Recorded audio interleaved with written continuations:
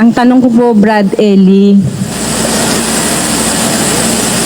lagi po kasing binibili na aming pastor na ang pupuntahan, kung saan daw po kami pupuntang religion, lagi daw po naming itatanong kung saved by faith o saved by work ang aming inaatinan. Kasi nababanggit po sa Ephesians 2:8-9 na naligtas lang tayo dahil sa biyaya ng Panginoon, hindi dahil sa ating mga gawa.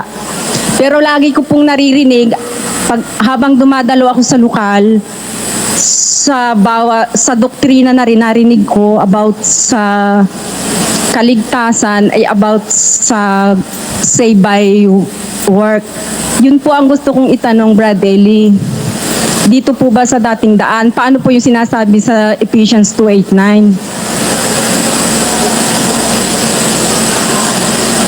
Sige po, basahin po natin, kapatid na Luz, Efeso 2:8. Okay natin sa screen. Sapagkat sa biyaya, kayo'y nangaligtas sa pamamagitan ng pananampalataya. At ito'y hindi sa inyong sarili, ito'y kaloob ng Diyos. Hindi sa pamamagitan ng mga gawa upang ang sinuman ay huwag magmapuri.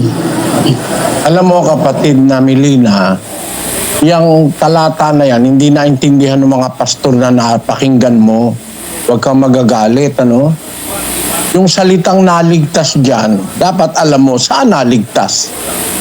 Na ang nagligtas sa'yo doon, hindi yung gawa mo. Kaloob ng Diyos yun. Di natin magagawang maligtas tayo doon. Alin yung kinaligtasan mo? Na hindi dahil sa gawa mo, naligtas ka ron. Tataas mo lang naman 2:8 ang sinabi mo, 2:8 at 9, ano? Tataas ko lang sa 2:1 in 5 para maintindihan mo, kapatid.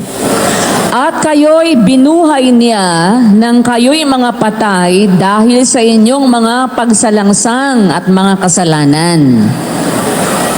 Sabi ng Biblia, binuhay niya kayo, sabi ng salita ng Diyos sa mga Kristiyano nung una. Kailan? Nang kayo'y mga patay dahil sa inyong mga pagsalangsang at sa mga kasalanan.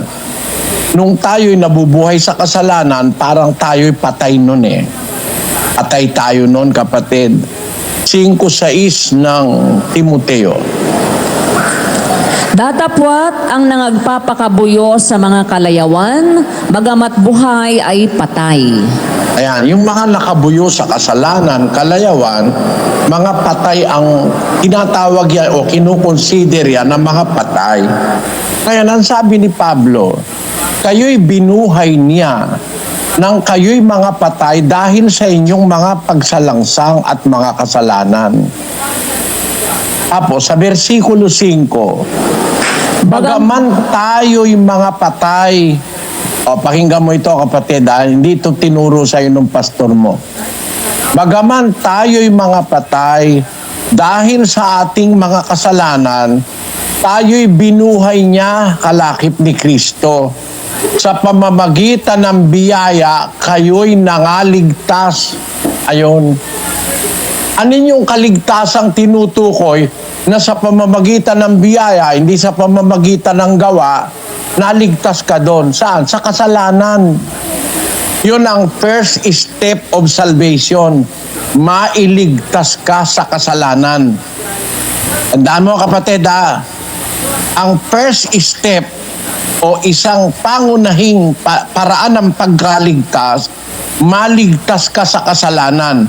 Bagaman tayo mga patay dahil sa ating mga kasalanan, tayo binuhay kalakip ni Kristo. Sa pamamagitan ng biyaya, kayo'y nangaligtas. Naligtasan sa kasalanan. Hindi nga gawa Bakit gawa? Nasa kasalanan ka nga. Paano ka makakagawa ng mabuti? Nasa kasalanan ka. Sa biyaya ng Diyos, iniligtas ka doon sa kasalanan. Yun ang unang step. Pakinggan mo sa 1 ng Mateo, versikulo 21. At siya'y manganganak ng isang lalaki, at ang pangalang itatawag mo sa kanya ay Jesus, sapagkat ililigtas niya ang kanyang bayan sa kanilang mga kasalanan. Tamo, yun ang unang gagawin ni Kristo pagka nangaral na siya.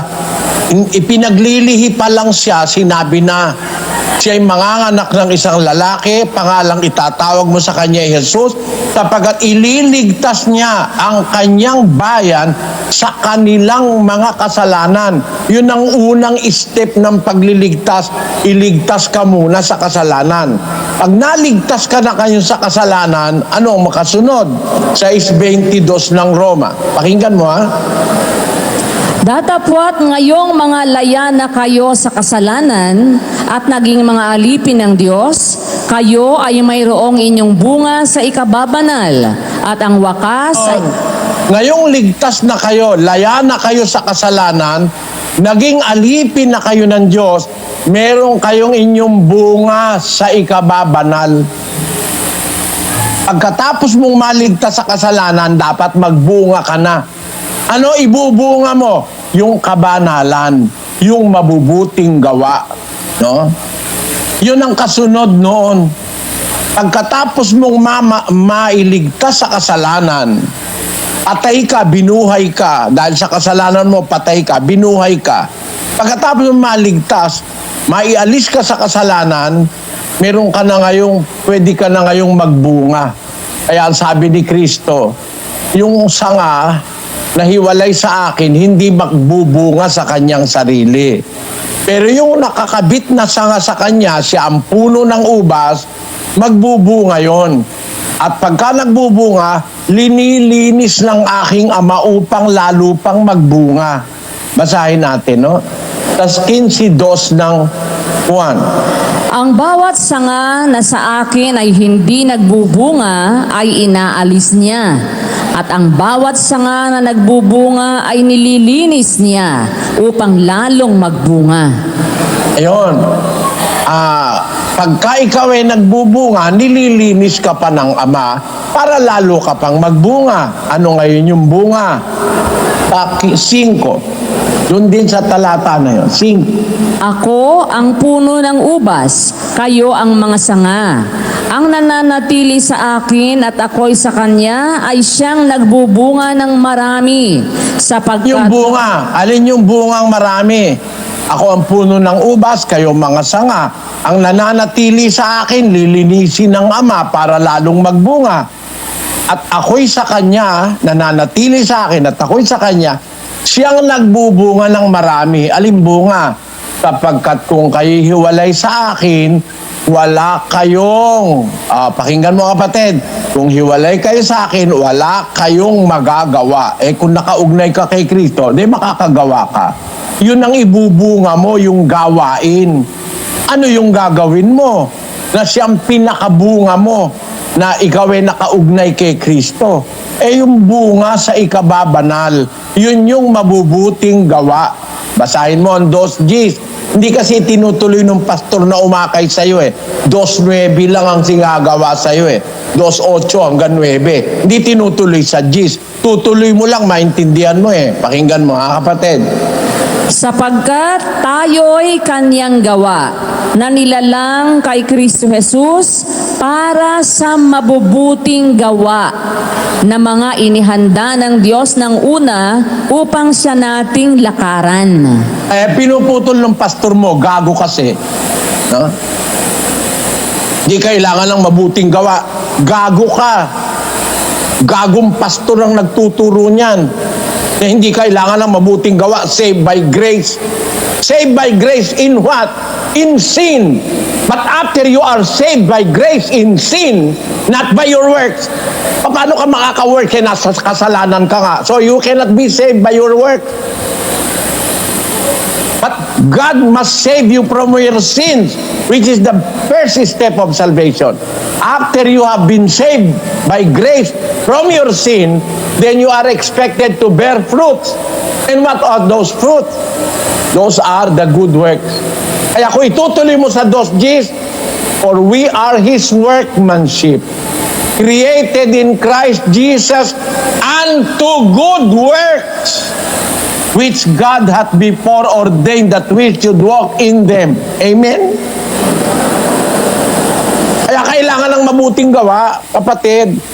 Gago lang yung mga pastor na yan, ang mga tarantado na yan, na inililigaw ang pagkarami-raming tao. Hindi raw kailangan ng mabuting gawa. Ano ngayon ang paniwala nila? Noong nakausap ko yung Baptist, hindi na kailangan mabuting gawa. Eh di ano gagawin mo, kako? Pwede kang gumawa ng masama? Ay, oo raw. Ayaw mo pala ng mabuti, gagawin mo masama. Pwede kang mangalo niya, oo raw. Basta't ikaw tinanggap mo si Kristo, kahit mangalo niya ka pa raw, pwede, maliligtas ka pa rin. Because you are saved by grace. Ibig sabihin, kahit magnakaw ka, oo raw, sabi ng pastor dun sa Angeles. Galit na galit ang loob ko kasi ang mga nakikinig na tao ay maliligaw kahit ano gawin mo ligtas ka na. Once saved, always saved. Ang tawag nila, OSAS. Once saved, always saved. Hindi ka na kailangan gumawa ng mabuti. Sabi ko doon sa isang miyembro, pagkatapos ng diskusyon, nilapitan ako. Kapatid, isang bagay lang tuturo ko sa iyo Tanungin mo yung pastor mo. Pastor, hindi na po kailangan ng mabuting gawa. By grace lang tayo maligtas. Ang sagot niya, oo. Kasi nagturo niya Tanong ko sa iyo, tanungin mo, Pastor, yun po bang ikapo mabuting gawa? Pag sumagot siya ng oo, sabi mo sa kanya, mula ngayon hindi na po ako magbibigay ng ikapo. Kasi hindi naman kailangan ng mabuting gawa mabibisto mukha ko yung pastor mo. Kung papayag na hindi ka na magbibigay ng ikapo. Mabuting gawa pala yung ikapo, hindi mo na kailangan mabuting gawa, hindi ka naman maliligtas ng mabuting gawa. Di wag ka na magbigay ng ikapo. Maginhawa pa sa'yo, may pambili ka pa ng penoy. Di ba? Kesa ibigay mo sa pastor, ipanggagarnatsa lang ng walang yang pastor. Ngayon, mahahalata mo ka ako yan. Di tinanong niya, pagkaraan ng isang buwan, nakita kami uli. Radeli, manluloko talaga yung pastor ko. Bakit? Hindi raw pwedeng hindi magbibigay ng ikapo kasi ninanakawan mo raw ang Diyos. Bawal ang magnanakaw. Bawal pala magnanakaw. Dapat mong gawin. Huwag ka magnanakaw. Gagawa ka ng mabuti, hindi ka magnanakaw. Yun lang naman ang logic nun na tayo, ginawa ng Diyos para gumawa ng mabuti. Tayo'y kanyang gawa. Nilalang kay Kristo Jesus para sa mabubuting mga gawa na mga inihanda ng Diyos ng una. Tapos sasabihin mo ngayon hindi na kailangan mabuting gawa, maliligtas ka. Mali. Kailangan mong gumawa, kapatid, para maligtas ka. Basahin natin ang yan din. Di ba? Basahin natin ang salita ng Diyos sa 2 ng Pilipos. Basahin natin ang 12. Kaya nga, mga minamahal ko, kung paano ang inyong laging pagsunod, na hindi lamang sa harapan ko, kundi bagkus pa ngayong ako'y wala, ay lubusin ninyo ang gawain ng inyong sariling pagkaligtas na may takot at panginginig. Meron kang gagawin para maligtas, sabi ni Pablo, lubusin ninyo ang gawain ng inyong sariling pagkaligtas. Para maligtas ka, magtatrabaho ka, kapatid. Walang maliligtas na hindi nagtatrabaho. Para maligtas ka, lubusin ninyo ang gawain ng inyong sariling pagkaligtas na may takot at panginginig. Para maligtas ka, gagawa ka. At yung biyaya ng Diyos, nag-uutos yun na gumawa. Hindi lang nila kilala yung biyaya. Biyaya lang, biyaya. Grace, grace. Ano yung grace? Alam mo ba yung grace, pastor? Alam mo yung grace? Eto, yung grace, nag-uutos yun tayo gumawa. 2:11. Basahin natin sa English. For the grace of God that bringeth salvation hath appeared to all men, teaching us that denying ungodliness and worldly lust, we should live soberly, righteously, and godly in this present world. Tagalogin mo, Sis Luz. Sapagkat napakita ang biyaya ng Diyos na may dalang kaligtasan sa lahat ng mga tao. Kaligtasan yung daladala ng biyaya na nagtuturo sa atin upang pagtanggi natin sa kalikuan at sa mga kahalayan ng sanlibutan. Marapat mabuhay tayong may pagpipigil, matuwid, banal. O di may gagawin ka, magbabanal ka, magpapakatwid ka, ang liko, magpakaliko pa, ang banal, magpakabanal pa. May gagawin ka. Marapat tayong mabuhay na may pagpipigil, matwid, banal sa panahong kasalukuyan ng sanlibutan ito. May gagawin ka ayon sa biyaya. Yung mga gagong pastor, walang kasing gago, mga walang hiya, nililigawan tao, di na kailangan mabuting gawa. Saved by grace. Katangahan, ang dakot na mga gagong pastor ito. Ano pa sasabihin ko sa inyo, kung pwede ko lang kayong murahin, mga ina nyo, gagong mga pastor ito. At turo mo sa tao, hindi na kailangan gumawa ng mabuti. Ligtas na, by grace. Eh yung grace nga ang nagsasabi. The grace of God was manifest, bringeth salvation unto all men, teaching us that denying ungodliness and worldly lust, we should live soberly, righteously. Yung makatwirang buhay, gagawin mo yung katwiran. Susunod ka sa utos. And godly in this present world. You have to do something in order for you to be saved. And those things are those good works that God had before ordained that we should walk in them. 2 Timothy chapter 3 verse 17, that the man of God may be perfect, thoroughly equipped or furnished unto all good works. Tapos sasabihin nga itong mga pastor na ito ng Baptist, ng mga Pentecostal, di na raw kailangan ng gawa talaga.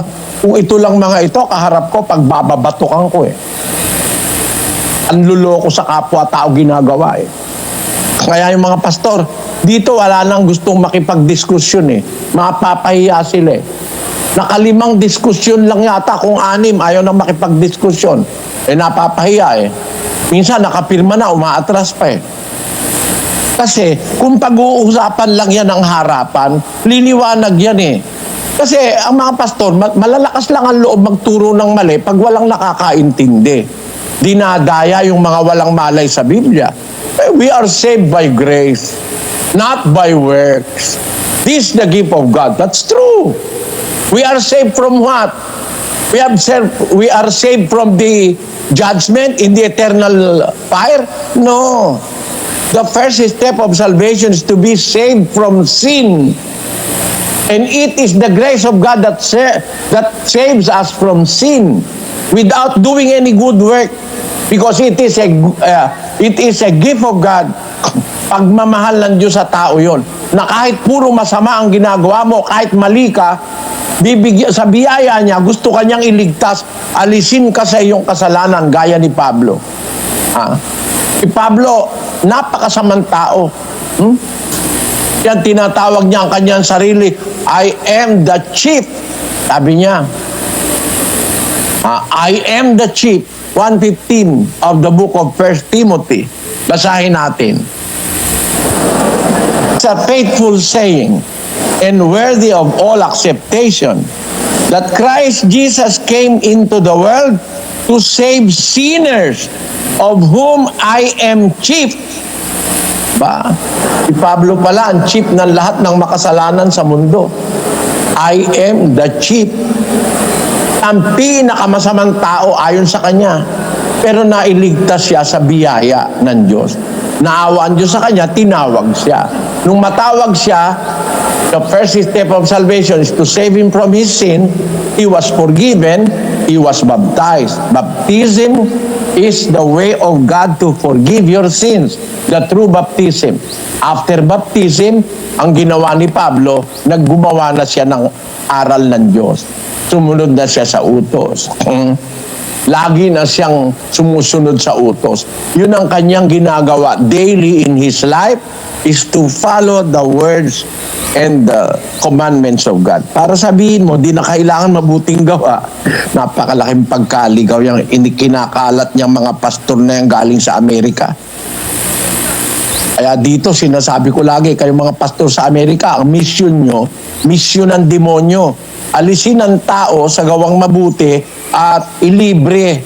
Bakit? Kasi biyaya naman ng Diyos ang kaligtasan. Kahit ano pa gawin mo, ligtas ka pa rin. Gago. Masamang aral yan. Hindi totoo yan.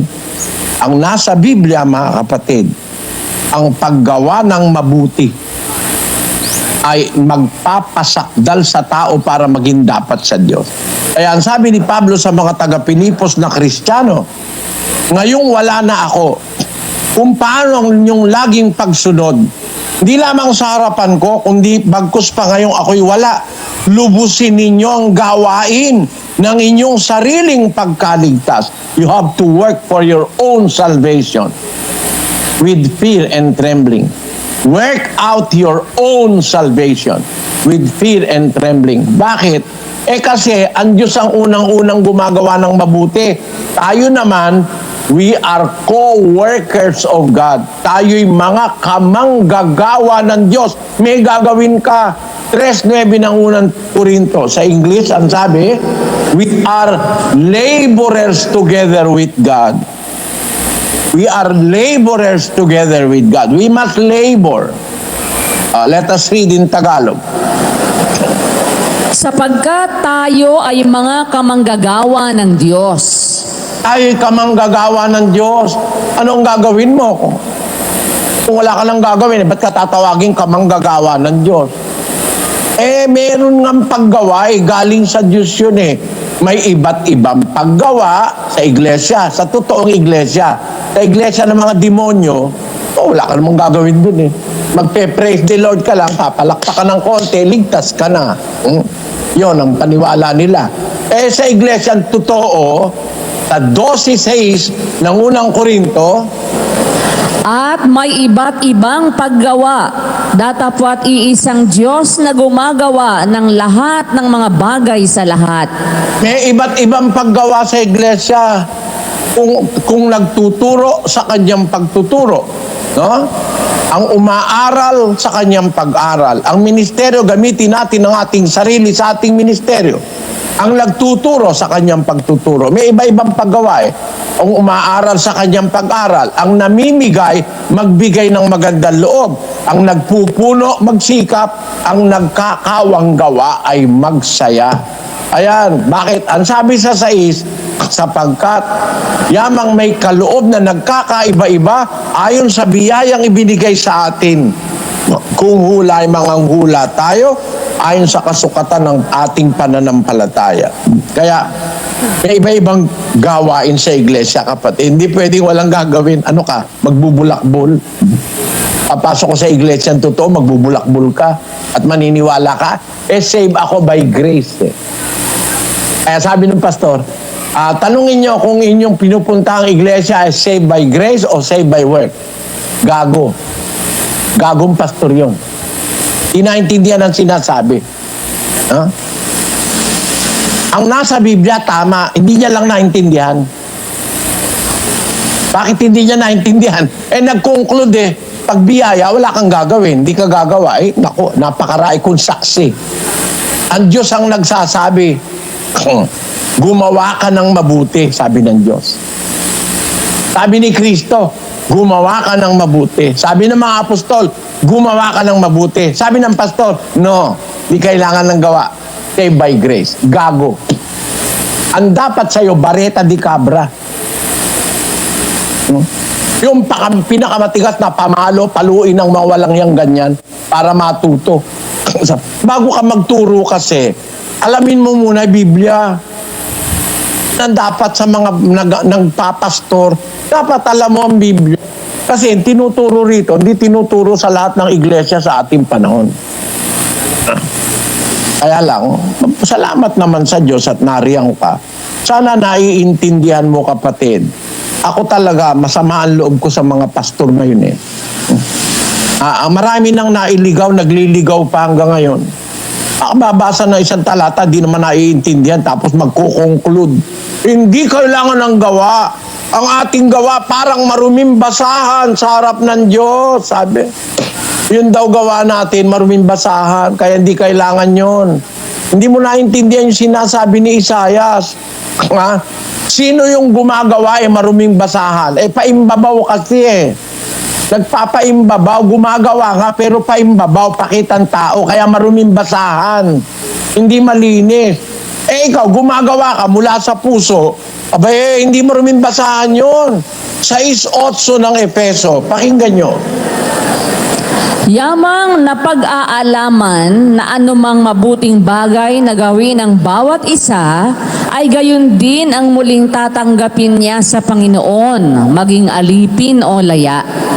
6. Hindi ang paglilingkod sa paningin na gaya ng pagbibigay lugod sa mga tao, kundi bagkus gaya ng mga alipin ni Kristo na ginagawa mula sa puso ang kalooban ng Diyos. Hindi pakitang tao. Pagkapakitang tao kasi ginagawa mong mabuti, maruming basahan yon sa paningin ng Diyos.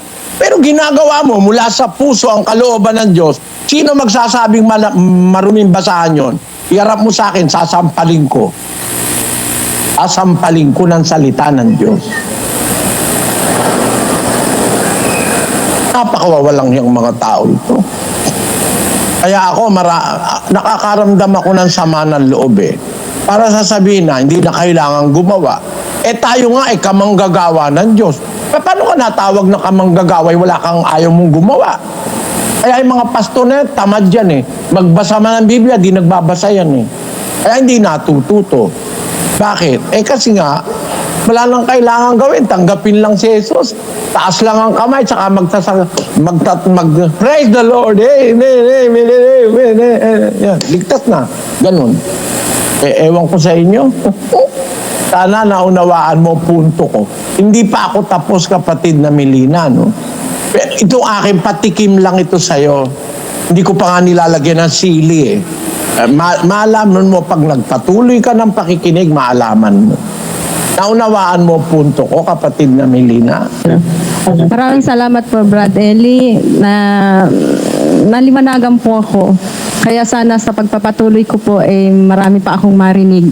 Ngayon naman pong nagpapatuloy ako, binabato naman po ako na bakit daw po lahat nasa screen ang pinapanood, hindi daw po tulad sa mga baptist na individual ang pagtuturo. Bakit daw Sa nasa amin, screen? alam mo kasi sa amin, kapatid, ganito, kulang kami sa manggagawa. Nasa Biblia yon. Nasa Biblia yon. Kaya yung kakulangan ng manggagawa, we are augmenting it by the technology we have now. Nung mga apostol nung araw, maganda nga ngayon napapanood mo Mga apostol nagsusulat lang Hindi sila makarating, wala silang masyadong pamasahe, matagal ang biyahe, nagpapadala lang sila ng sulat. Kasi marami silang ginagawa. Ako, kung lahat kayo lilibutin ko, matatagalan bago malibot kayong lahat. Pero ngayon, buong mundo nakakausap ako. Mas maganda kaysa sa panahon ng mga apostol, sulat lang. Ngayon hindi, may audio pa, may video pa. Kita mo pa kung gaano ko kapangit. Diba, kapatid?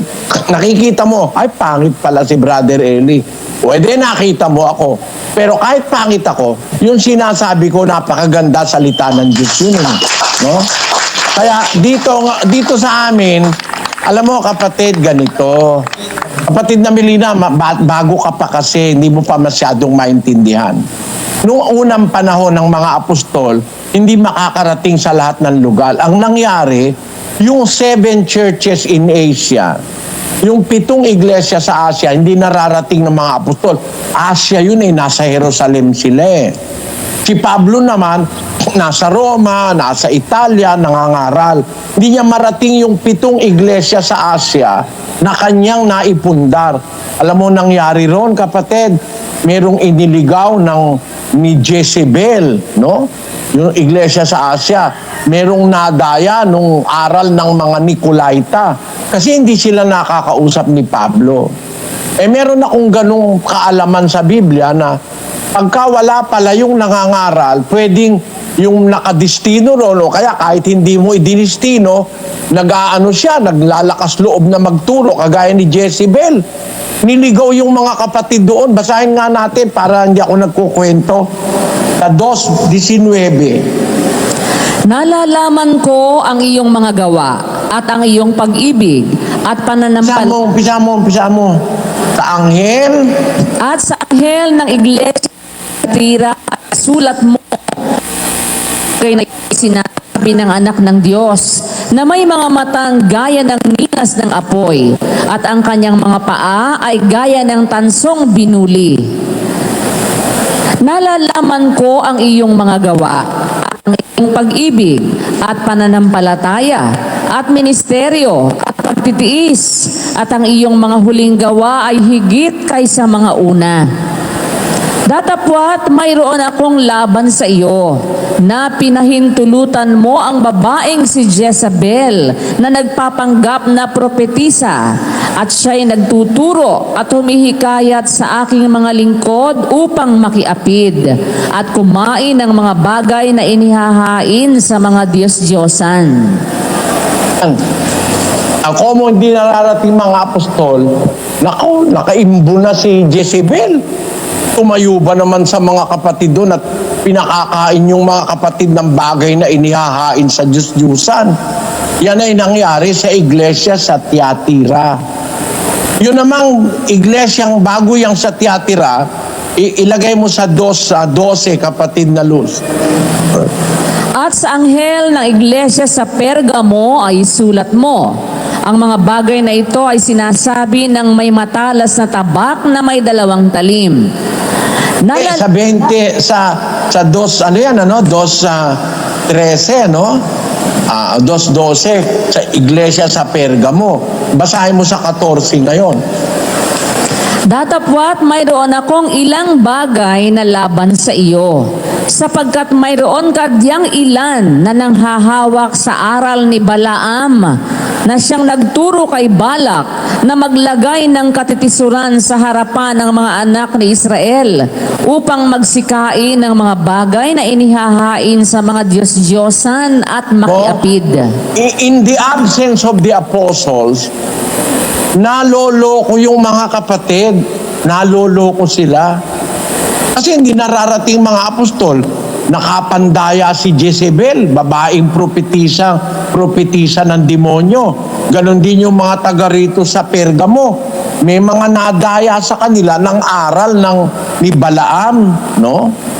Sumunod sila kay Balaam na ang nagtuturo ng aral ni Balak. Ibig sabihin, yung mga kapatid na hindi nakakarinig doon sa talagang mangangaral na kinakasangkapan ng Diyos, mayroong possibility mailigaw. Alam mo, ibig kong sabihin, kapatid na Melina, pagka mayroon din pagkakataon lang, marating ko ang mga kapatid, hindi ako pumapayag na kung sino-sino nagtuturo. Naranasan ko na nung araw kung hindi ako nakakarating sa Mindanao, may lumitaw doon gago, ministro gago. O hindi ako nakakarating doon sa Bicol, malayo kasi, ako'y nagpupulong, nasa radyo, nasa telebisyon, hindi ko naman pwedeng dalhin yung istasyon ng telebisyon sa biyahe. Nakapirmi ako sa Quezon City dahil doon ako nagbo-broadcast. Kung hindi ko nararating yung taga Bicol, meron doon isang ministro ng agaw ng asawa ng may asawa. Tiniwalag ko. Nung tiwalag ko, pumunta sa iglesia ni Manalo. No? Tapos nanira sa akin para ako idemanda ng idemanda. Ang panganib, kapatid, pag hindi mo naririnig yung talagang nagtuturo ng aral, merong masasamang tao gaya ni Jezebel, gaya nung mga nasa Pergamo na ililigaw sila. Ngayon, bakit ko ginagawa ito? Na ang kapatid nakalagay na lang sa telebisyon na lang nanonood. Sigurado naman ako na hindi sila maililigaw ng kahit na sino dahil ako ang kanilang naririnig linggo-linggo. Naintindihan mo yung wisdom doon, kapatid na Melina? Salamat po sa Diyos. Salamat po, Brad Eli, na linwanagan ko po sa mga sagot po ninyo. Salamat po. Salamat sa Diyos. Samahan ka nawa ng Panginoon, kapatid. Hindi naman ang ibig kong sabihin, wala na akong pinapaniwalaang manggagawa o ministro. Kaya lang, hanggang buhay pa ako, gusto ko masanay ang mga kapatid nun talagang tapat na aral ni Kristo para hindi makapanaig ang sino mang gaya ni Jezebel at gaya nung nagtuturo ng aral ni Balaam, no? At marami pang iba doon naganap sa iglesia nung una. Naihiwala yung mga taga-Asya dahil doon di sila nararating ni San Pablo. Basahin natin ang 2 Timoteo 1:15. Ito'y nalalaman mo na nagsihiwalay sa akin ang lahat ng nanga sa Asya, na sa mga yaon ay si Pihelio at si Hermogenes. O, tinan mo yan, kapatid na Melina, oh. Sabi ng salita ni San Pablo, nalalaman mo, humiwalay sa akin ang lahat ng mga taga-Asya. Sa mga yaon ay si Pihelio at si Hermogenes. Ano ba ginagawa nitong mga taong ito? Kung sila Hermogenes na ito at kasama yung Pihelio. Inihiwalay nila ang mga kapatid kay Pablo. Ano ginagawa nila? Itong sila Hermogenes. Basa, pakinggan ninyo sa isang talata ng Timoteo pa rin. Takwil lang.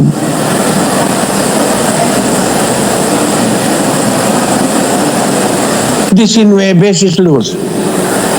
Naingatan mo ang pananampalataya at ang mabuting budhi, na nang ito'y itakwil ng iba sa kanila ay nangabagbag tungkol sa pananampalataya. Nasa mga ito ay si Himeneo at si Alejandro, na sila'y aking ibinigay kay Satanas upang sila'y maturuang huwag mamusong.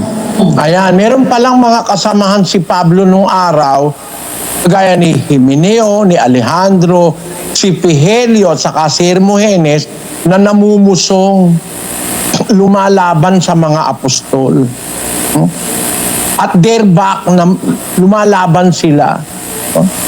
Kaya sabi ni Pablo, sa aking unang pagsasanggalang, walang kumampi sa akin, sabi niya.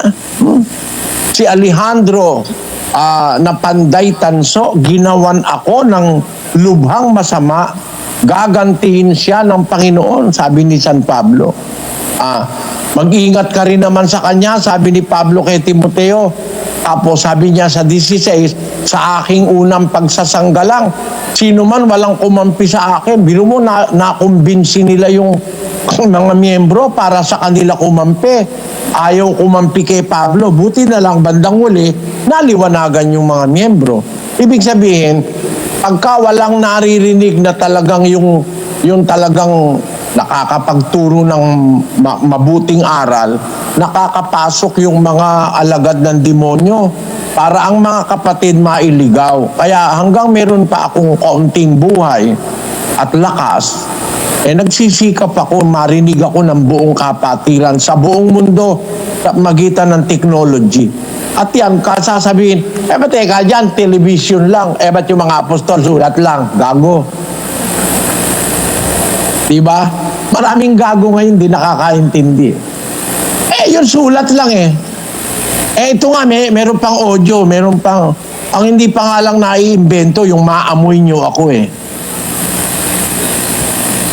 Kung maaamoy sana ako dyan sa Europa, maaamoy ko rin kayo, meron pa akong sasabihin. Kaso di ko kayo naaamoy dyan. Hindi na itatransmit yung amoy Pero yung salita na itatransmit. Yung boses na itatransmit. Yung galit, yung frustration, yung saya na itatransmit. Mamagitan ng television at saka sound and light waves. Pero yung smell, hindi pa na yun. Kasi kung ta-transmit smell, habang nagsasalita si kapatid na Daniel dyan, nagluluto naman ako.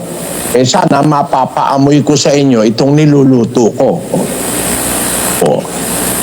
Pagkasarap-sarap nito, pagkabango-bango. Ay ibig sabihin, mas maganda na yung telebisyon kesa sa sulat ng mga apostol na maririnig mo talaga, binabasa yung salita, ng mga apostol. Kaya ang mahalaga sa lahat yung salita Pero maganda kung nakikita mo pa na ba yung nagsasalita. Paniwala mo ba, kapatid na Melina, kung uso na ang telebisyon sa panahon ng mga apostol, magsusulat pa kaya sila ng ganito? Hirap magsulat na yan. Kung uso telebisyon, di gagawa na sila sa computer. O sa darating na panahon, makikita mo kung nalalaki rin ang mata ni Pablo. Pag nagagalit si Pablo. Kasi minsan nagalit siya sa mga taga-Korinto, sa mga mali-maling ginagawa ng taga-Korinto. Anong ginawa, sinabi ni Pablo sa mga taga-Korinto? Ano? Ibig ba ganinyo, ako'y pumarian sa inyo? May panghampas o may pag-ibig? Gusto nyo, hampasin ko kayo dyan. Yan sabi ni Pablo Basahin natin sa Korinto. Talagang siya 4:21 ng unang Korinto. Anong ibig ninyo? Paririyan baga ako sa inyo na may panghampas o sa pag-ibig at sa espiritu ng kahinahunan? Ano gusto nyo? Pupunta ako dyan sa inyo, may pamalo, panghampas, o may pag-ibig at sa espiritu ng kahinahunan. Bakit? Marami kasing mga mali-maling nangyayari sa Korinto in the absence of the Apostle Paul.